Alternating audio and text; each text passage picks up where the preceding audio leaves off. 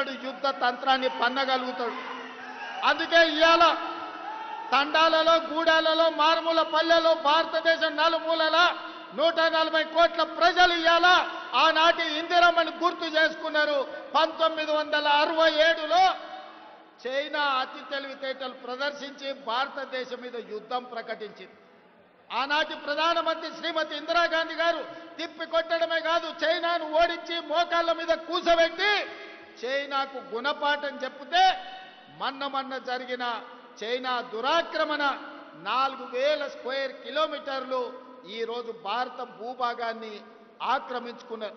Colonel Santosh Babu Suryapet Kodad బిడ్డ ఉత్తమ్ కుమార్ రెడ్డి గారి నియోజకవర్గానికి సంబంధించిన కర్నల్ మన ఆర్మీ జవాన్ను చైనా పొట్టన పెట్టుకుంటే కనీసం నరేంద్ర మోడీ గారు చైనాకు తిరిగి జవాబు చెప్పే పరిస్థితిలో లేరు.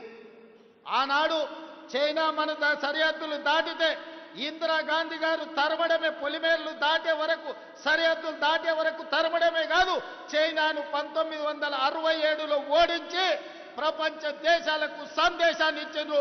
భారత్ వైపు ఎవడు కన్నెత్తి చూసినా వాళ్ళ గుట్లు వీకుతాం, గోటీలు ఆడుకుంటామని చెప్పి ఇందిరమ్మ ఆనాడు నిరూపించి చైనాకు గుణపాఠం చెప్పింది.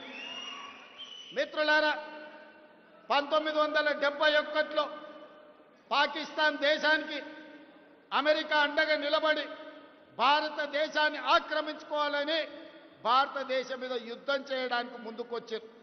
ఆనాడు ఆ సమయంలో ఇందిరాగాంధీ గారు అమెరికాలోనే పర్యటన చేస్తున్నారు. మన సైనికులు తిప్పి కొట్టి పాకిస్తాన్ మీద యుద్ధం చేస్తుంటే అమెరికా ప్రెసిడెంట్ ఇందిరాగాంధీ గారిని బెదిరించారు.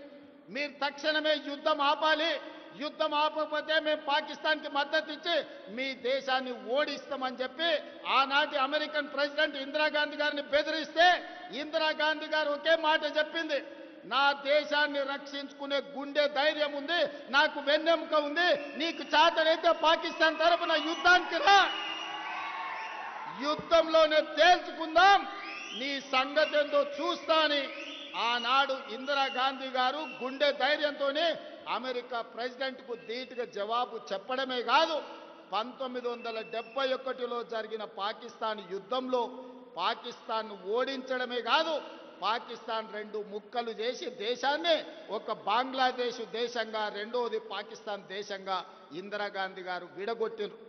ఆనాడు పాకిస్తాన్ మన మీద దాడి చేయాలనుకుంటే ఉక్కు మహిళ ఇందిరాగాంధీ పాకిస్తాన్ యుద్ధంలో ఓడించడమే కాదు, పాకిస్తాన్ని 2 ముక్కలు చేసి బంగ్లాదేశ్ పాకిస్తాన్గా విడగొట్టి భారతదేశం వైపు కన్నెత్తి చూస్తే బొంద పెడతామని ఇందిరాగాంధీ గారు నిరూపించిన నాయకురాలు శ్రీమతి ఇందిరాగాంధీ, మన కాంగ్రెస్ పార్టీ అధ్యక్షురాలు. అందుకే ఆనాడు నెక్లెస్ రోడ్లో నేను చెప్పిన, నరేంద్ర మోడీ గారు మీకు ఒకవేళ ఆలోచన లేకపోతే, మీకు ఒకవేళ ఏ విధంగా పాకిస్తాన్ ఓడించాలని అర్థం కాకపోతే ఆనాటి అపరకాలి ఇందిరమ్మను ఆదర్శంగా తీసుకో, ఇందిరమ్మకు దండం పెట్టి బయలుదేరు, ఇందిరమ్మ మహిళా శక్తిగా అపరకాలిగా నీకు అండగా ఉంటుంది. ఇందిరాగాంధీ గారు చూపించిన మార్గంలో నువ్వు పాకిస్తాన్తో యుద్ధం చెయ్యి, 4 కోట్ల తెలంగాణ ప్రజల పక్షాన తెలంగాణ ముఖ్యమంత్రిగా నేను నీకు అండగా నిలబడతా అని చెప్పిన. ఆనాడు అందరికంటే ముందు అమరులైన చనిపోయిన పహల్గాం చలో చనిపోయిన భారతీయులకు క్యాండిల్ ర్యాలీ తెలంగాణ రాష్ట్రం మొట్టమొదట ర్యాలీ నిర్వహించింది.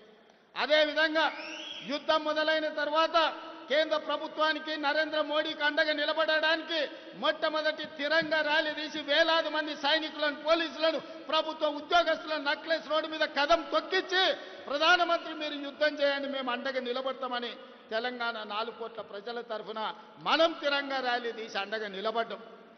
మరి నేను ఇవాళ బీజేపీ నాయకులను అడుగుతున్నా, మీకు కొంచెమైన ఆలోచన ఉందా? మీ చీము నెత్తురు రక్తం ఎక్కడికి పోయింది? ఇవాళ పాకిస్తాన్ వాడు మన దేశంలో చొచ్చుకొచ్చి 26 మందిని పొట్టన పెట్టుకోవడమే కాదు, యుద్ధం నువ్వు ప్రకటిస్తే నీ యుద్ధంలో 36 మందిని కశ్మీర్లో మళ్ళీ పాకిస్తాన్ వాడే చంపితే మీరు మీ పార్టీ ఏం చేస్తున్నారు? గాడిద పళ్ళు దొమ్ముతున్నారా? నేను బీజేపీలను అడుగుతున్నా. ఇవాళ జరిగిన పరిణామాలు, ఈ దేశంలో బీజేపీ చేస్తున్న రాజకీయాలను ఈ దేశ ప్రజలు ఆలోచన చేయాలి. యుద్ధమన్నా దేశ భద్రతన్నా రాజకీయాలకు అతీతమని మన నాయకుడు రాహుల్ గాంధీ గారు చెప్తే, యుద్ధమైనా యుద్ధ నీతైనా ఏదైనా మాకు రాజకీయమే, ఎన్నికల లబ్ధి అని ఈనాడు తిరంగ ర్యాలీ పేరు మీద నరేంద్ర మోడీ గారు బయలుదేరి కాంగ్రెస్ పార్టీని, రాహుల్ గాంధీ గారిని విమర్శిస్తున్నాడు. ఇది ఎక్కడి నీతి అని నేను బీజేపీ నాయకులను అడుగుతున్నా. ఇవాళ కాంగ్రెస్ను ఎందుకు విమర్శిస్తున్నారు? 67లో చైనాను ఓడించినందుకు విమర్శిస్తురా? 71లో పాకిస్తాన్ని 2 ముక్కలు చేసినందుకు ఓడిస్తురా? మొన్న జరిగిన పహల్గాం దాడిలో నీకు అండగా నిలబడి నీకు మద్దతు ఇచ్చి యుద్ధం చేయమని వీర తిలకం దిద్ది మేం పంపిస్తే నువ్వు బుద్ధిమంతుడికి సర్ది కడతానంట, బొడ్రాయి కాడ భోంచేసి బోర్ల బుక్కల వండుకున్నాంట.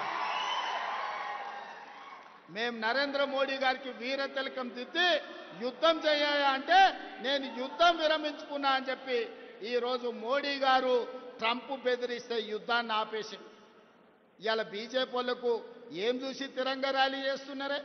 ఎవరి కోసం తిరంగ ర్యాలీ చేస్తున్నారు? యుద్ధంలో చచ్చిపోయిన సైనికుల గురించి ఒక్కసారి ఆలోచన చేసిండ్రా? పహల్గాంలో చచ్చిపోయిన భారతీయులైన అమాయకుల గురించి ఆలోచన చేసిండ్రా? యుద్ధం సందర్భంగా పాకిస్తాన్ పేల్చిన లాంచర్లతో కశ్మీర్లో చనిపోయిన సైనిక పౌరుల గురించి ఆలోచన చేసిండ్రా? ఇవాళ దేనికోసం బీజేపీలు తిరంగ ర్యాలీ తీస్తున్నారని నేను అడుగుతున్నా. ఆనాడు పాకిస్తాన్ మీ మీదకి వచ్చినప్పుడు మేం కావాల్సి వచ్చిందా?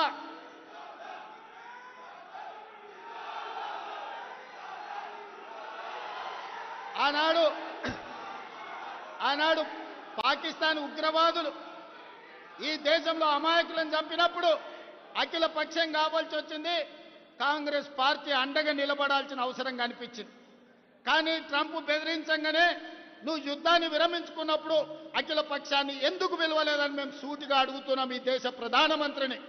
ఇది నీ సొంత వ్యవహారం కాదు, నీ పార్టీ వ్యవహారం కాదు, ఇది ఎన్నికల విధానం కాదు, ఇది దేశ భద్రతకు సంబంధించిన విధానం. దేశ భద్రత విషయంలో యుద్ధం చేయాల్సిన సమయంలో యుద్ధం విరమించడం ద్వారా 140 కోట్ల భారతీయుల యొక్క ఆత్మ గౌరవాన్ని ట్రంప్ దగ్గర తాకట్టు పెట్టొచ్చి ఇవాళ గొప్పల కోసం ఉపన్యాసాలు బీజేపీ వాళ్ళు ఇస్తున్నారు తప్ప ఈ దేశ భద్రత పట్ల వాళ్ళకు పట్టింపు లేదు. పదే పదే చెప్పేది పాక్ ఆక్యుపైడ్ కాశ్మీర్ను మేము సాధిస్తామని. ఇవాళ నేను అడుగుతున్న బీజేపీ వాళ్ళని, పీఓకేను గుంజుకోవద్దని ఎవరు చెప్పారు? మేమందరం దేశంలో ఉన్న అన్ని రాజకీయ పార్టీలు 140 కోట్ల మంది మీకు అండగా నిలబడి పాక్ ఆక్యుపైడ్ కాశ్మీర్ను గుంజుకో, పాకిస్తాన్ ఓడించమని చెప్పినాం. బెలూచిస్తాన్ విడగొట్టి ఇంకో దేశంగా ఏర్పాటు చేయమని చెప్పినాం. బెలూచిస్తాన్ విడదీసే శక్తి నీకు లేదు, పీఓకే తెచ్చే శక్తి నీకు లేదు. కానీ ఇవాళ కాంగ్రెస్ పార్టీని మీరు విమర్శించడం ద్వారా ఏమి చెప్పదలుచుకున్నారని బీజేపీ నాయకులను నేను అడగదలుచుకున్నా. అందుకే మిత్రులారా, ఈరోజు దేశంలోనే పెద్ద కంటోన్మెంట్ మన పార్లమెంటు నియోజకవర్గంలో ఉంది. సికింద్రాబాద్ కంటోన్మెంట్ అంటే ఈ దేశ భద్రతకు గుండెకాయ. ఈరోజు ఇక్కడున్న సైనికులే ఈ యుద్ధంలో పాల్గొని ఈ తెలంగాణలో ముఖ్యంగా ఇక్కడ తయారు చేసిన యుద్ధ విమానాలే ఈరోజు యుద్ధంలో దేశం యొక్క గౌరవాన్ని నిలబెట్టినాయి. మోడీ గారు తెచ్చిన రాఫెల్ యుద్ధ విమానాలు మన పాకిస్తాన్ కూల్చింది. ఎన్ని కూల్చిందో రాఫెల్ గురించి చెప్పమంటే ఈరోజు చర్చ లేదు. ఈరోజు మన దేశం కాదని ఇతర దేశాల నుంచి రాఫెల్ యుద్ధ విమానాలను కొనుగోలు చేసిన మోడీ గారు మీరు జవాబు చెప్పండి. మన పాకిస్తాన్తో జరిగిన యుద్ధంలో ఎన్ని రాఫెల్ యుద్ధ విమానాలు పాకిస్తాన్ నేలగూల్చిందో మీరు లెక్క చెప్పండి. గొప్పల కోసం వేల కోట్ల రూపాయల కాంట్రాక్టులు మీకు కావాల్సిన వాళ్ళకి ఇచ్చి ఇవాళ రాఫెల్ యుద్ధ విమానాలు కొన్నారు. అవి ఎందుకు నేలగూలినాయో ఇవాళ ప్రజలకు సమాధానం చెప్పాలి. అందుకే మిత్రులారా, ఇవాళ ఈ ర్యాలీ ఎన్నికల కోసం కాదు, ఈ ర్యాలీ ఓట్ల కోసం కాదు, ఈ ర్యాలీ కాంగ్రెస్ పార్టీ కోసం కాదు. ఈ ర్యాలీ వేలాది మంది తరలి వచ్చింది ఈ దేశ సైనికుల యొక్క ఆత్మ స్థైర్యాన్ని నిలబెట్టడానికి, ఆత్మ గౌరవాన్ని పెంపొందించడానికి. మన యుద్ధంలో పాల్గొన్న సైనికులు మా వాళ్ళు, మా ఆత్మ గౌరవం సైనికులకు మేము అండగా నిలబడ్డామని ఇవాళ మల్కాజ్గిరి పార్లమెంటు ప్రాంతంలో వేలాది మంది కదం దొక్కింది సైనికులకు అండగా నిలబడడానికి. యుద్ధాన్ని విరమించడం ద్వారా సైనికుల ఆత్మ గౌరవాన్ని, ఆత్మ స్థైర్యాన్ని బీజేపీ దెబ్బతీస్తే ఆ సైనికులకు అండగా నిలబడడానికి ఇవాళ వేలాదిగా మనము ఈరోజు బయటకు వచ్చి సైనికులకు అండగా నిలబడ్డాం. అందుకే ఇవాళ ఈ వేదిక మీద నుంచి ఎన్నికలు కాదు, దేశ భద్రత వచ్చినప్పుడు కాంగ్రెస్ పార్టీ దేశ భద్రతకు నిలబడుతుంది. ఆడొకడు ఈడొకడు తలమాసినోడు కాంగ్రెస్ ఏం చేసింది అని అంటాడు. కాంగ్రెస్ ఏం చేసింది? ఈ దేశానికి స్వతంత్రం తెచ్చింది. కాంగ్రెస్ ఏం చేసింది? మహాత్మా గాంధీ గారు ఈ దేశం కోసం నేల కొరిగిండు. కాంగ్రెస్ ఏం చేసింది? ఈ దేశం కోసం ఇందిరాగాంధీ ప్రాణ త్యాగం చేసింది. ఈ తీవ్రవాదుల చేతుల్లో ప్రాణాలు అర్పించింది. కాంగ్రెస్ ఏం చేసింది? రాజీవ్ గాంధీ దేశాన్ని రక్షించడంలో ఈ దేశం కోసం సర్వం త్యాగం చేశారు. మోతీలాల్ జవహర్లాల్ నెహ్రూ స్వతంత్రం కోసం పోరాటం చేయడమే కాదు, నెహ్రూ 10 సంవత్సరాలు బ్రిటిష్ వాళ్ళు జైల్లో పెట్టినరు. వేల కోట్ల రూపాయల ఆస్తులు ఆనాడు దేశం కోసం సర్వం అంకితం చేశారు.